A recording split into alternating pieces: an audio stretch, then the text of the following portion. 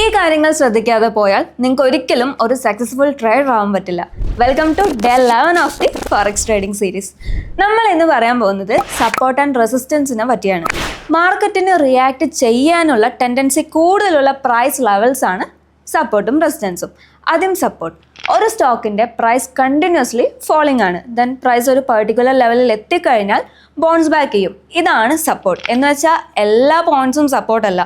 ഒരു 2-3 തവണ same price ലെവലിൽ എത്തുമ്പോൾ തിരിച്ച് കയറുന്നുണ്ടെങ്കിൽ അത് നമുക്ക് സപ്പോർട്ടായി കൺസിഡർ ചെയ്യാം. ഇനി റെസിസ്റ്റൻസ് സോൺ ഇൻഡിക്കേറ്റ് ചെയ്യുന്നത് സെല്ലിംഗ് സോണാണ്. എന്താണോ സപ്പോർട്ട് അതിൻ്റെ ഡയറക്റ്റ് ഓപ്പോസിറ്റ് ആണ് റെസിസ്റ്റൻസ്.